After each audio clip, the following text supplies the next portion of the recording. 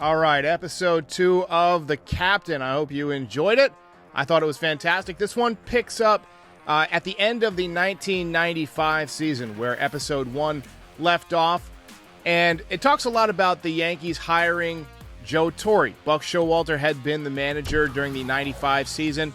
The Yankees came up short. George Steinbrenner elected to make some changes, gets rid of 4 coaches, and brings in a new manager in Joe Torre. Now, Joe Torre had been called Clueless Joe by the newspapers. He had been fired 3 times in his career up to that point and had never been to the World Series as a player or a manager. And so it was kind of looked at as an odd move, but it ended up being the perfect move at the time. The documentary digs into how well Derek Jeter handled spring training that year. Instead of saying, hey, look, I'm going to be the starting shortstop, he said, I'm getting the opportunity to win a job. He ended up having kind of a bad spring, but that was really the last time that he would struggle as a Yankee for like 15 or 16 years at that point. They get into the 96 Jeffrey Mayer home run. That happened during Game 1 of the American League Championship Series against the Orioles. Now, the Orioles back then were kind of like the Astros are today. It was a really hard-fought rivalry. All the games were tight. And this was late in the game. Jeter hits one to right field. Probably could have been caught, but a fan reaches over, makes the catch, and pulls it back in. It gets ruled a home run. Kid was 12 years old, named Jeffrey Mayer, ends up being on every talk show the next day. Way to discourage fan interference, media. But it was a moment I'll never forget. And Derek Jeter's first real big clutch moment in the postseason, game-tying home run with a little assistance from the kid.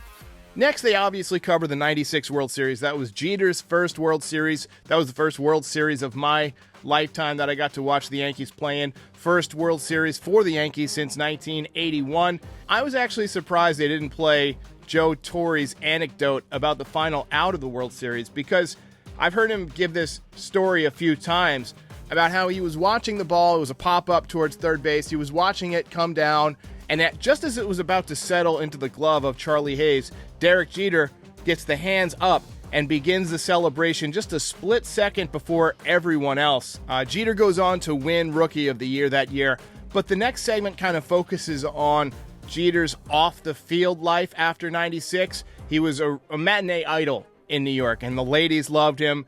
All the celebrities loved having him out at clubs.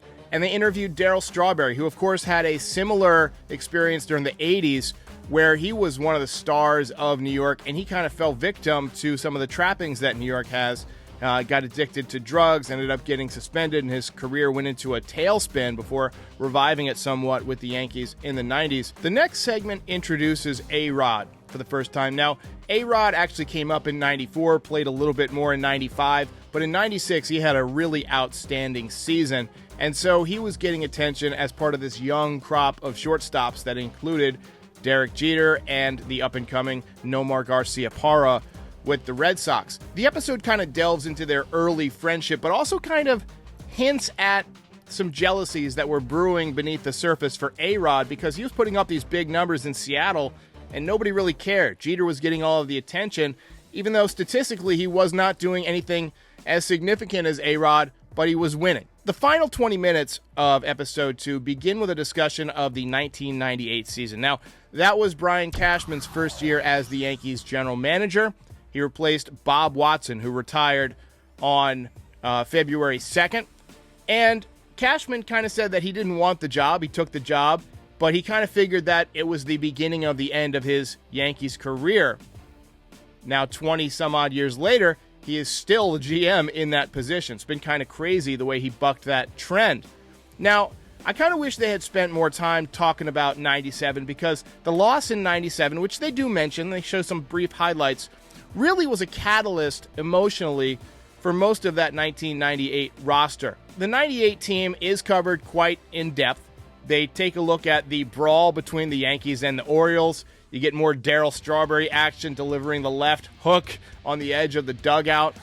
And you talk about how that team kind of came together as a cohesive unit. Next, the documentary got back into Derek Jeter's nightlife. There's an incident recounted where he was invited to go out to a club. He declined the invitation to go to bed. There ended up being a shooting at the club, and several people went to jail. Yankees, of course, went on to win the World Series in 98.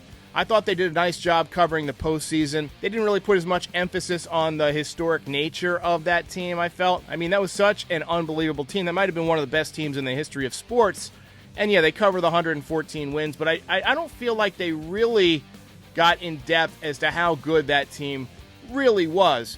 Of course, they beat the Padres in the World Series. There was actually a little bit of adversity in that postseason.